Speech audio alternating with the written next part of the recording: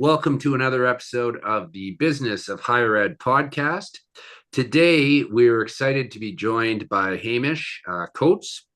Hamish is a professor, leader, innovator, researcher, and advisor in international higher education.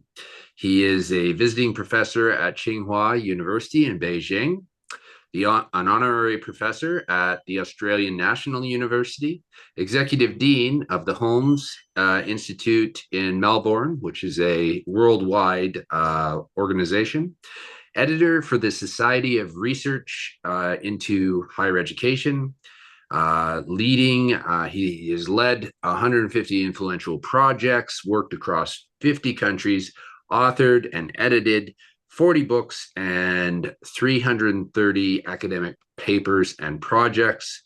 Sought after global speaker on higher education, having delivered more than 400 keynote addresses. And he is the director of the Higher Education Futures Lab. And we're thrilled to have you join us today from Beijing. Hamish, welcome. Well, thanks very much, David, and pleased to be with you and look forward to talking about exciting developments in higher education. Reading your work, there is a theme of some pieces of what I'll call what ifs. The first is, you said, what if we rebuilt higher education for student needs and community needs, inclusive, affordable education? The second had to do with what ifs, and I think this is an actuality occurring, at least in Australia. What ifs we have universities or colleges where there are teaching streams for professors and professionals, so they are not going to be focused on research. When you're saying, what if we rebuilt higher education for student needs and community needs, what are you talking about? So, David, I think it's important just to take a few steps back from those very important matters to look at where we would appear to be in the development of, can I refer to this as sort of global or international, higher education all around the world. Because we're certainly not where we were back in the 70s, 80s or 90s. We're certainly not where we will be in the 2050s. We're at a certain inflection point. And I think it's very important to think, what is the nature of the key things that are making higher education what it is today? Certainly, there are some aspects of trauma in many countries. There are many countries that have experienced a huge boom in higher education service provision, particularly global tuition fees over the last 20 years. That may continue, it may change. It shows all signs of changing. But there are many people in higher education who are really having a great time doing fantastic research, great teaching, leading really entrepreneurial and innovative universities. We've just seen a new global network of innovative universities be launched in the US and China and globally. So it's not all what we read in the media, which of course is preoccupied with selling whatever it sells, and it does that with particular forms of narrative about what it is that it's talking about. And if it's talking about universities, to talk about universities in a way that captures the imagination or the at least the attention of the average person who may know nothing about universities, and most people aren't directly involved, you have to say very provocative things that are going to spark people's interest and make them want to read and particularly buy your online newsletter or newspaper or magazine or whatever the case may be. That's not necessarily a good indication of what's going on in higher education. The 24-hour news cycle has not been a friend to higher education. It is absolutely wonderful for broadcasting the amazing accomplishments that come out of teaching and research institutions, but it is absolutely deleterious to the process of policy making and deliberation, which goes into a thing, the higher education thing, which, whichever way you look at it, takes at least 3, 4 or 5 years for anything to happen. A student to finish a degree, a student to finish one degree and do another one and get their package that they're taking into the workforce of skills, a PhD, a research project, a leader's tenure. Most things happen in 3 to 5 years. So this whole idea that the trauma that we are constantly dished up with on a daily basis exemplifies what's going on in higher education, is deeply, deeply troubling. Because what it means is the leaders who are in government interest groups, lobby groups, stakeholder advisory groups and the like, and of course the leaders of institutions are absolutely compelled to buy into this narrative. But doing a media clip on a morning talk show does not higher education brilliance make. So we need to just step back and think, what is actually going on in higher education? And beyond the immediate political rhetoric or the immediate disaster that's at someone's doorstep, which may not have been a disaster a month ago and it may not be a disaster in a month's time. We used to do those sorts of planning cycles in higher education, and some countries still do, but increasingly the ones that have become very commercial, and I put right up the top there the British, the Australians, the Canadians, and of course the US, but there are others. Increasingly, those ones are compelled to have marketing, promotion units and executive schemes that absolutely buy into this fragmented, deleterious, and episodic way of thinking, dialoguing, if you like. It's not even a dialogue, it's just a sort of rant. So if we step out of that and we think, well, actually, we're talking about pretty amazing things that have been around. I was just quizzed by a young student the day before yesterday about why Utrecht, as a university in the Netherlands, appears to have pulled out of the rankings. And I pointed out that the rankings have been around for about 10, 15 years, and that university's been around for about 500. And it will be there in 500. And if the rankings are here in their current form in 10, 15 years, I wish them all the profitable best, because they are for-profit commercial, largely family or privately owned enterprises. But Utrecht is a stable, national, amazing place that's generated all sorts of knowledge returns for human and earthly and beyond places. So, I just want to put that broader frame, because we get a lot of attention in the media, and I love media. We use it to propagate our ideas, but that's not where we talk in detail about how to make serious higher education. And when governments get pulled into that narrative, particularly around election cycles or around certain sorts of social situations, it doesn't really, it soaks up a lot of energy and a lot of investment that should really be put into thinking, how do we do that 3-5 year planning? So over the last year, as part of my broader sort of research and engagement contribution, which is where a lot of my research and development has always focused, because good ideas that don't get implemented are wasted ideas. They stay in the fridge, they stay frozen, they stay in the freezer. We need to get those ideas out so they can change higher education in the world. Over the last year, me and an increasing number of people have started to think about, where are we right now in higher education? And it's not in that episodic 24-hour commercial media space. Love it though I do, but that's about 1% of what we should be talking about, not 90%. Where are we? We're in a situation where we have had now 20 years of preoccupation with research. On behalf of most of the world's big governments, 20 years ago, I started a project called the Assessment of Higher Education Learning Outcomes for the OECD, where we sought to measure learning outcomes technically, practically successful. We did do that in about 250 or so universities in about 30 countries in about 2012. Politically, not successful. The big research universities of the world didn't like it at all. It was, of course, a threat to their research reputations and all of the dividends that flow from that. And understandably so, but also concerningly so, because in every country of the world, it is the teaching and learning that governments principally pay for. in universities. It is the cultivation of future professionals. It is the development of thinking people through the humanities, engineering and social sciences and creative arts that governments fund universities through their base grants to do. So we started to do that. It failed politically. As a result, the world still, as we talk, lacks cogent, useful indicators of education, not of education quality.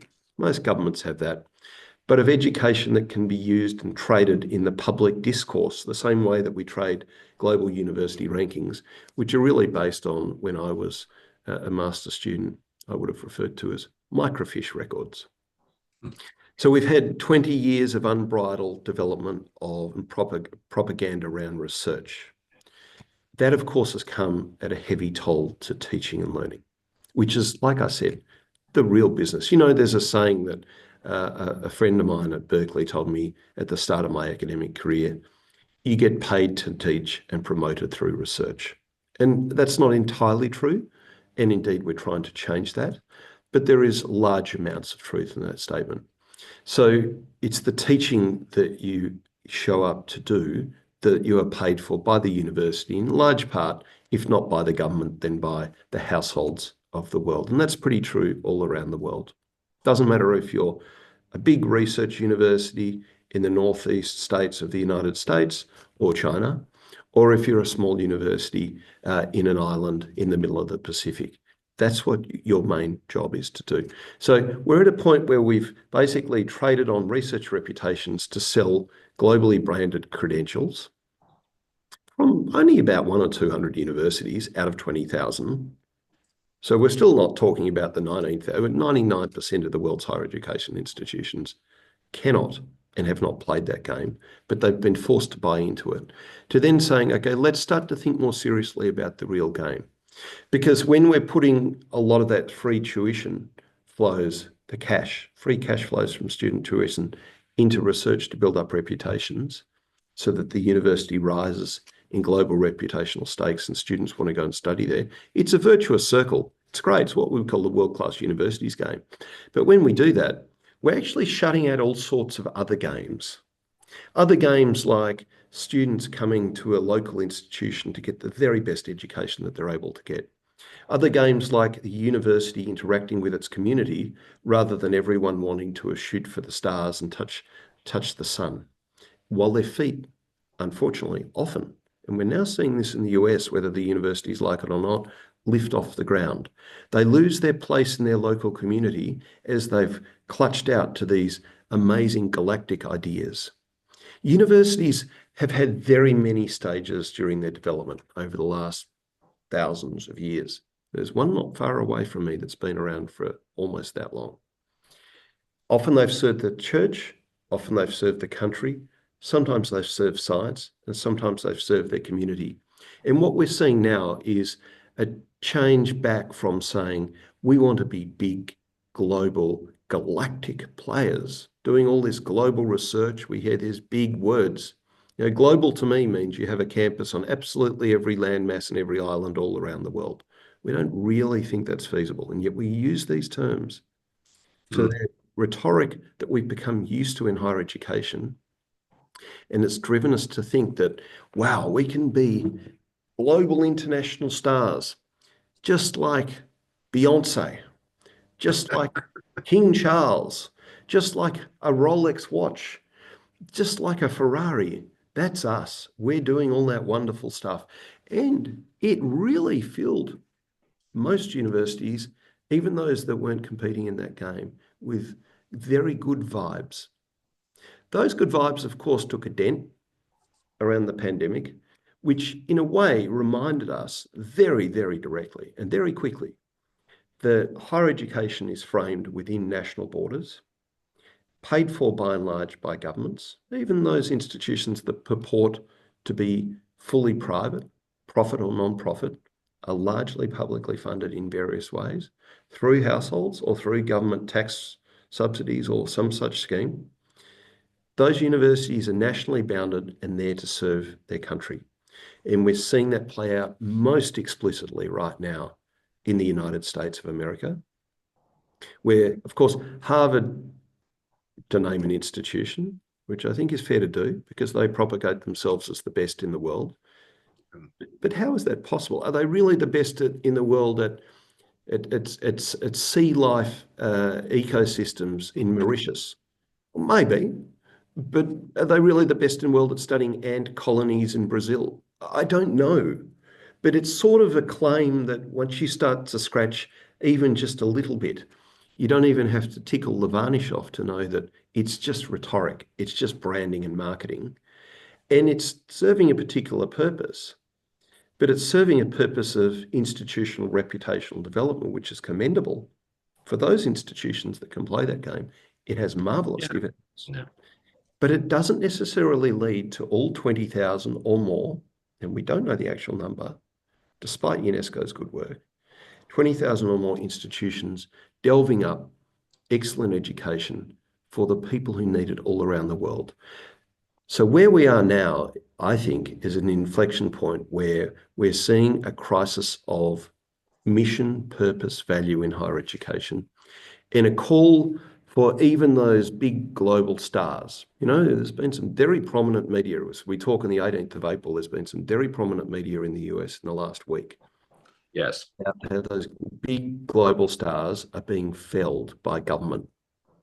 Now, I'm not going to buy into that debate. It's not my debate. I actually haven't followed it that closely. Don't want to comment on it, but it is just one sign among many.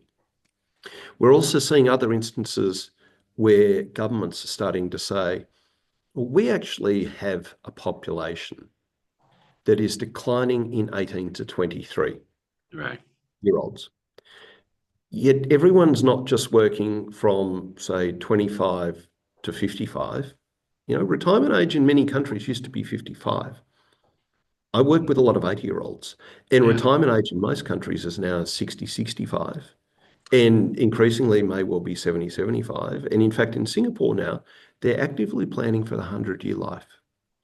So if you live for 100 years, when you actually put that even in an Excel spreadsheet and just say, right, this bit's kindergarten, school, higher ed is just two or three little years, and then we have 60 or 70 years of work, you know, I mean, sure, you can retire at 55 and spend 45 years playing chess. Your call. It's up to you and your financial fortunes and what you choose to do with your life. But chances are people are going to want to work or somehow be purposely involved in the community that surrounds them for a bit longer.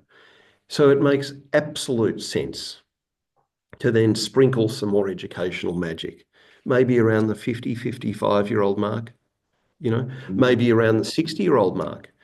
And then you're starting to say, you know, we're not dealing with people who are school leavers going into PhDs or MBAs as a terminal qualification, some sort of master's, but people then with 20 years of work experience who are now maybe transitioning into a much broader form of community institutional management than anyone's been trained for subsequently. And of course, we tend to talk about that as being executive education or PD or something like that.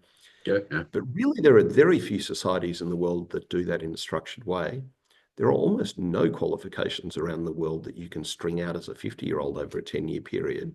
I mean, none. It's not a master's degree, a bachelor degree. So there's just the glimmer of thinking starting to happen in advanced institutions and societies. South Korea, Singapore, there's quite a few institutions around the United States that have started putting work into this, big institutions in Georgia and California that have started putting some thinking into this. So that's one way in which we see the universities starting to repurpose themselves in response to social dynamics. And that's not a 24-hour media crisis. That's a deep thinking government university consideration about how you get a PowerPoint to do its magic for more than 1 hour a year, but in fact to service all of those communities in an ongoing fashion. You know, if you just have the education resource that faculty develop, paid for largely by government, and it's delivered for 2 lectures a year, what a lazy balance sheet. I mean, that is a huge underuse of resource. And it sits on the computer as sort of lazy electrons for the other 364 days, whatever it may be, hours. Imagine if we could actually unlock that potential knowledge creation and distribute it across all of the workforce so that we have earner learners, people throughout their workforce. We all of a sudden transform people from being things that have been widgeted at the age of 23 or 25 and then played out through, 30-year careers into people that are constantly being developed and cultivated throughout a career that spans more likely 40 or 50 years, maybe even longer. And like I said, I work with plenty of 80-year-olds all around the world. Mhm. So that's one way we see a repurposing of higher education, and that trend is accelerating. We're starting to see governments put regulatory and financial mechanisms around those qualifications, and they're very different to the sort of financial and regulatory arrangements that we have for school leavers or graduate students like MBAs or masters or PhD and the like. There's another way that we're starting to see universities repurpose themselves. And that is, we're starting to see universities say, well, we just can't invest another $3 billion to become the top 10 in the world. And even if we're the top 10 and we've invested 8 or 9 billion, we don't want to invest another 8 or 9 billion to become the top 2. There's massive diminishing returns, and the game yields decreasing riches for those who choose to play it. So instead, we see the great game diversifying. And of course, the global university rankings movement was started about 2 kilometres down the road from where I am today on May 1998, Really? when the president of China made the announcement that they would undertake the development of the Chinese university system and start to form benchmarks so that the Chinese universities rightly could understand how they compared to their international collaborators. That then led to the Shanghai movement, which led to the propagation of the international rankings. And of course, there were precursor developments in and around various countries, principally the US, the UK, and Australia. And that then swelled into what we had as rankings. But in 2015, China gave that up. And it moved to a different form of classification called the Double First Class Initiative, which doesn't just rank institutions in a very linear, ordinal way, but actually plays out institutions and disciplines to try and get a broader mix of institutional expertise across what is probably now the world's biggest higher education system. There's no point in saying we have, 2 amazingly global institutions, as China arguably does, and then about 10 to 12 other ones, which are very, very substantial, major global players. And then that's it. I mean, that's crazy in a country with thousands of higher education institutions. As a government, you want to have all of your children showing their different forms of brilliance. So in my home country of Australia, where every university for the last 30 years has been regulated and funded to be exactly the same by law, you're Mhm. getting a situation where institutions that never used to even think about doing research are trying to compete in these research rankings. There's only 5 that can meaningfully compete. And yet every university tries to slice off a little slither of reputational skin. It's like when you eat a potato, they just slice off a little bit of potato and say, that's my piece of brilliance. Well, why aren't they playing a game that's much better for them, which actually, by and large, is in their founding constitution as the reason they're there to exist? So we're starting to see universities not only try and serve a broader demography of students, but we're starting to see universities in this inflection point starting to engage with broader communities, rather than just serve students as they can and try and get as much student revenue as they can to fund research. They're starting to look at how we partner with business, how we partner with government, how we partner with different student groups, so we can be sure as well that we have the most able students that we can. And of course, higher education in most advanced economies is now pretty much a universal game. So, as long as well as servicing a broader age range, universities are also starting to diversify. Unfortunately, that's not happening fast enough. And for that, we can completely blame regulation and funding, which encourages what we call in the game isomorphic behavior, everyone wanting to be the same thing. It's crazy. But that's what, everyone wants to be a Porsche. But actually, we don't want the roads filled with Porsches and Lamborghinis alone. We need some Hondas and Toyotas and electric cars and motorbikes and bicycles, and also that's what makes Maybe the a road. test, maybe a Tesla. Maybe.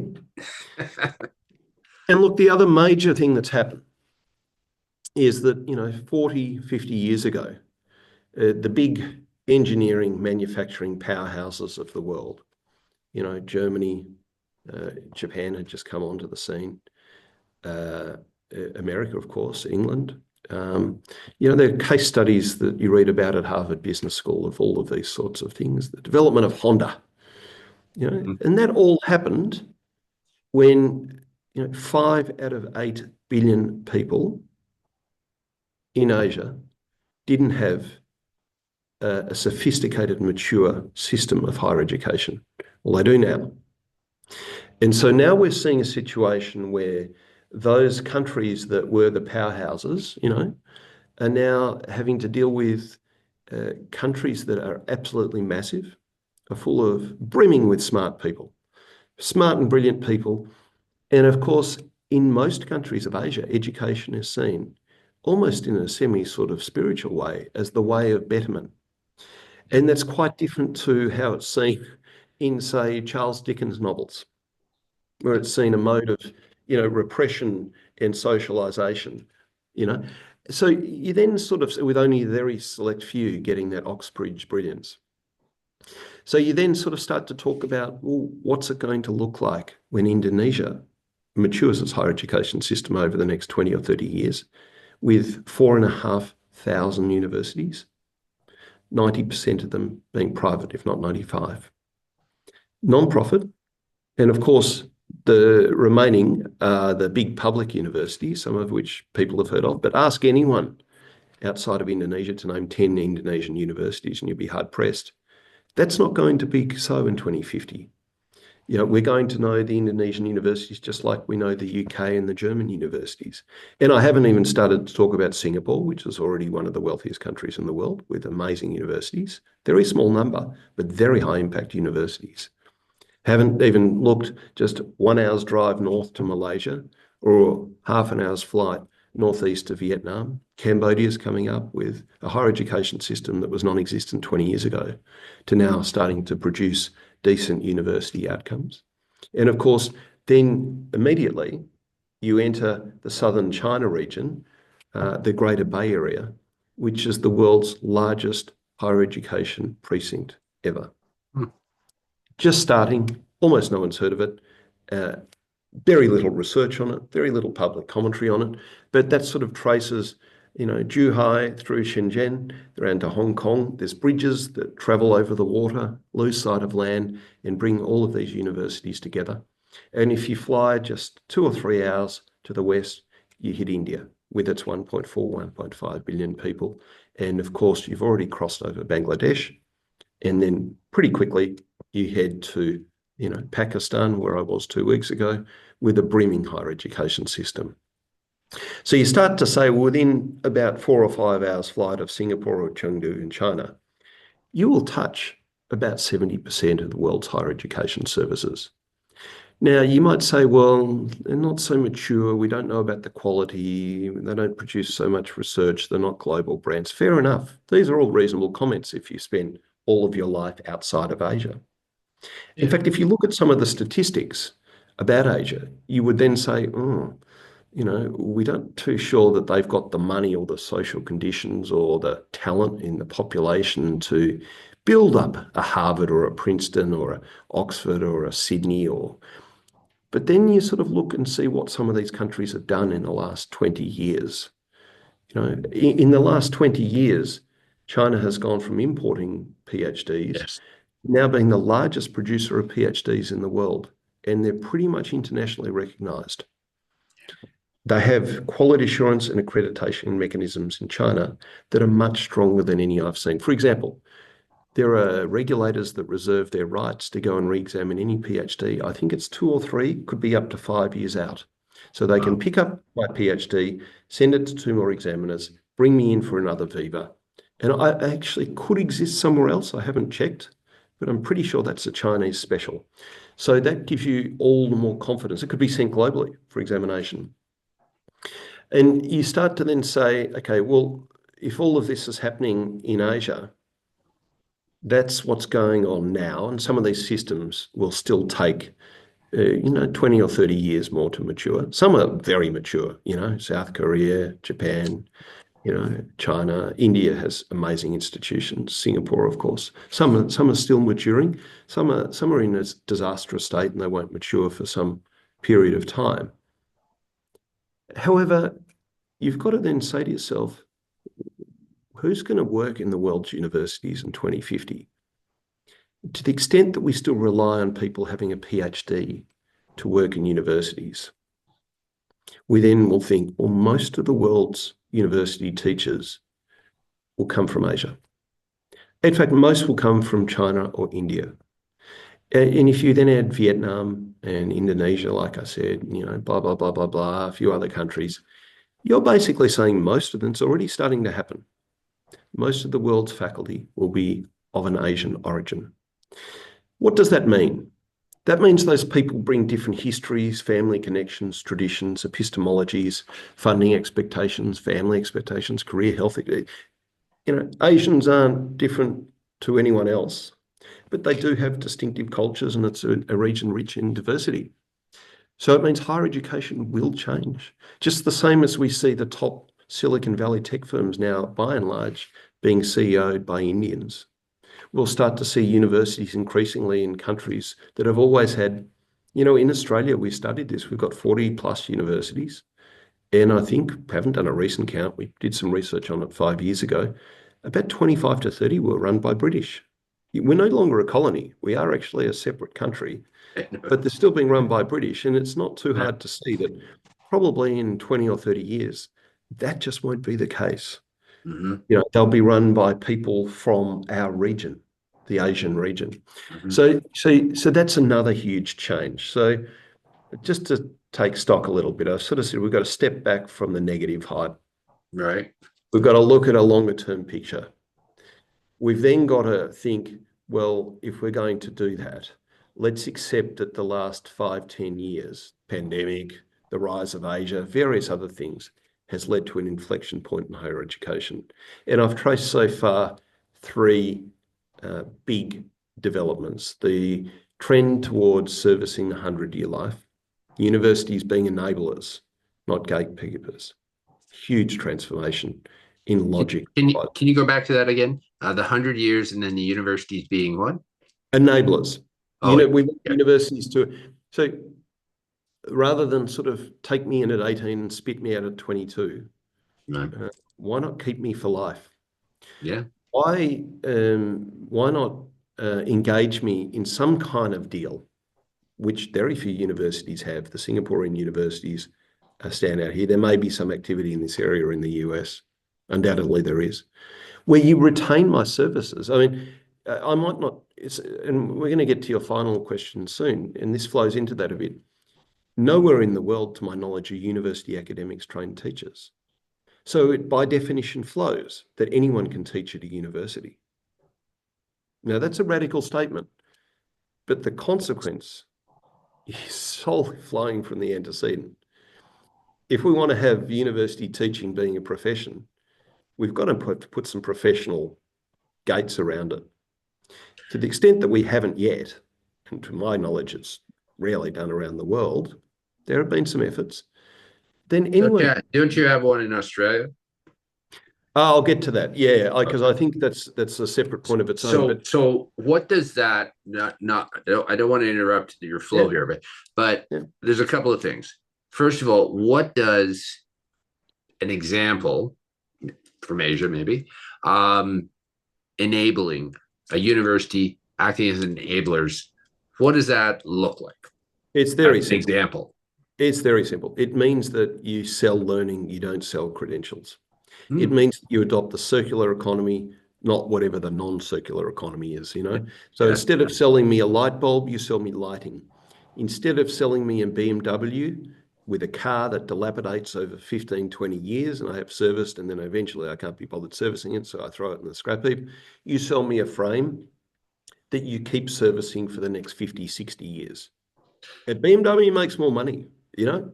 I get a better car. It refreshes every 2 years, you know. So instead of selling a product, you're selling a service. And the And service is one framed by the circular economy. how does that, what requirements, what shifts does that require in the global economy? If that's how we're going to, if that's the way we're going, then what do we need to see from the contributors to the economy? So if you look at the main constituents that surround the whole university deal, you've got universities, governments, students, parents, you know, people, learners and stuff like that, those funny things. And then you've got businesses, enterprise, Yes. profession, you know, and there's obviously all sorts of complexity around that. And it varies for engineering than it does for computer science, subfield of engineering than it does for creative arts and music, you know, but basically they're your constituents. The professions get it. The enterprises, the CEOs of the world want this. They don't want to send me away at the age of, say, 55 for a software course where I'm basically sold a large pizza with a lot, where I only need half a slice and a vegetarian one at that. You know, so pardon the pizza analogy, but if you sort of go, okay, I've got to educate 20 staff on using a certain enterprise platform, and you go to a university and they say, well, that'll be 6 months of learning, thank you. Hand over the money and we'll hand you a graduate certificate of blah, blah, blah. Not at all. Why don't we test those people? I might need 3 things, you might need 2, Fred Right. over there might need 6. And then we then tailor the curriculum. And if tech in education has come to anything over the last 25 Yeah. years, surely it can do that.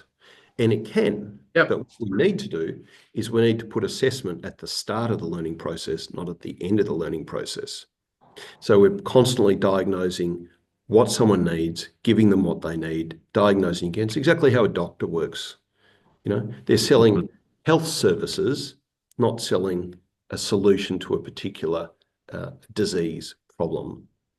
Yeah. Mhm. So actually, it's not so much the society, the professions that need to change. It's the universities. And for the universities to change, there are some that are big and powerful, like I said, that have taken the lead in this Mhm. idea of life skills-based learning, which, by the way, the OECD has been largely propagating as an idea for the last 30 years. These aren't, you know, these aren't ideas fresh out of the blocks. It's the regulation and funding of the sector. So most universities that I know, as I've been talking about these ideas over the last 8 months, tell me that, well, we can do that, but we'd lose 80% of our fee revenue to the central university coffers. And then we can't afford to pay our staff to deliver the education. So it's Mhm. actually not worth us doing. And I'm saying, well, actually, I'm thinking of a bit of a bigger picture than that. Why doesn't the whole country, through its higher education regulator, get with the deal and actually say, rather than doing professional development in a very ad hoc way that doesn't add up, in a way that, you know, compartmentalizes vocational education from higher education, from in-person, in-service learning in an internship, from library-based learning. You know, these are all carved up as different products and different degrees. Why don't we sculpt them to suit the person to hand? In fact, the only place really in higher education where you get that level of dexterity is in the PhD qualification. But why don't we invent another qualification? And why don't the regulators put some thought around this qualification? Like I said earlier on, maybe it goes for 12 years. You know, when I studied business, I did so over a period of 6 years because I had 2 jobs and I was working about 100 hours a week and I just couldn't afford to do study full-time or part-time. So I did 1 course per semester and it was administratively fraught. You know, it was probably only because I was working at the place where I studied that I was able to actually finagle all the administration. But maybe I actually needed to take then 2 years off and then come back, but that would have cut me out Right. altogether. So it's more about the administrivia, and that, of course, is driven by what the government protocols, by and large, universities are not backwards in making up their own rules. They are bureaucracy institutions. You know, there are some in Australia, quite a few, that have over 100,000 people. That is a huge huge enterprise. And if you actually think highly talented people are more likely to be depressed than others, then you're talking about 15, 20,000 people who are have some form of, maybe not clinical, but some form of psychological issue.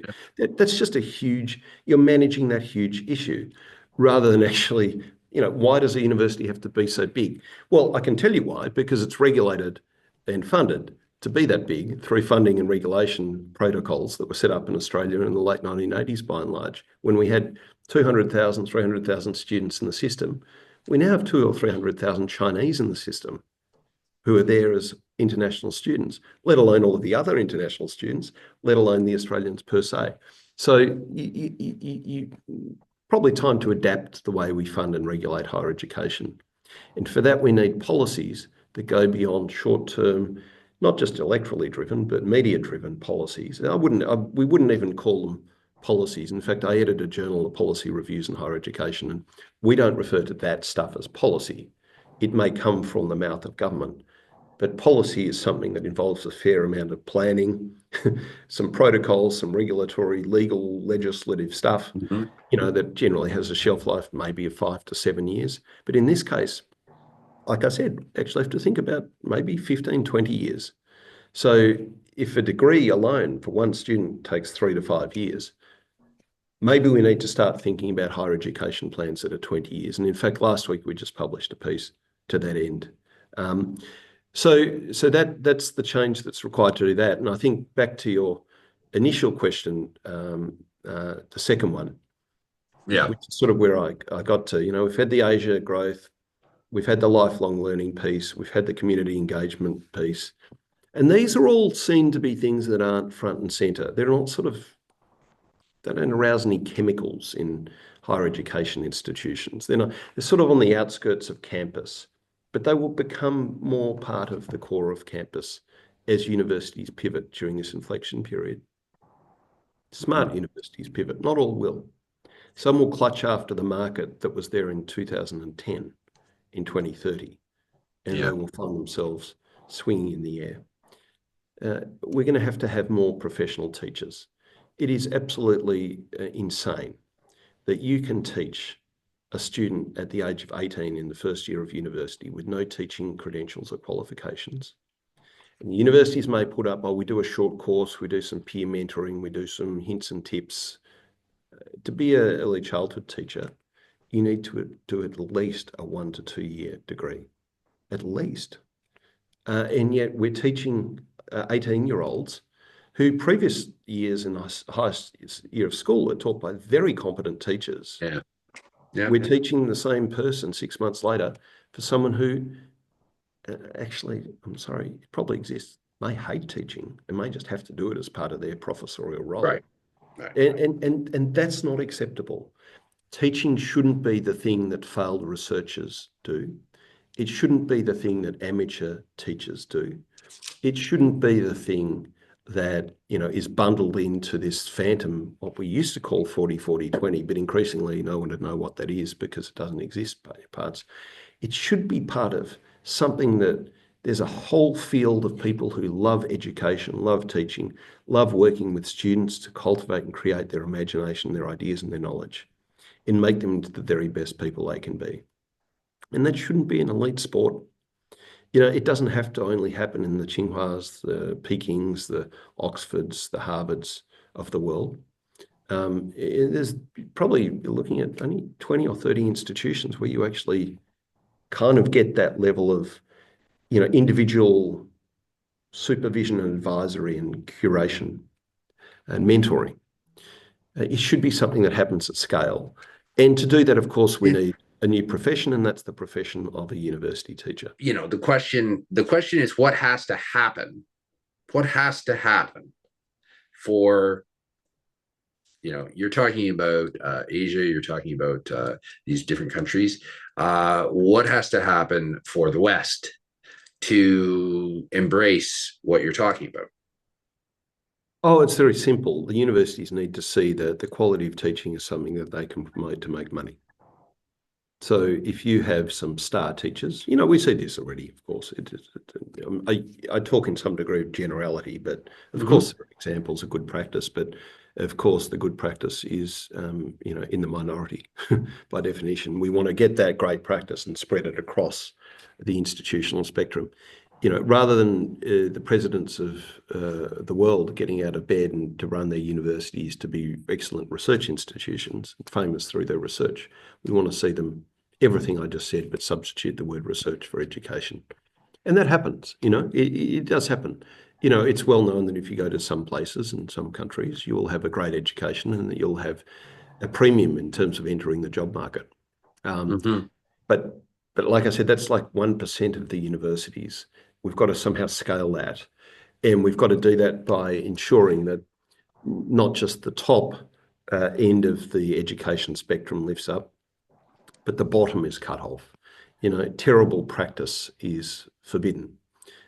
If you don't project your voice, if your curriculum is 10 years out of date because you can't be bothered updating it, and you yourself have only ever worked in a university, never in industry, if you say things that constitute harassment or are derogatory, unprofessional behaviours because you simply haven't been trained to be a professional teacher.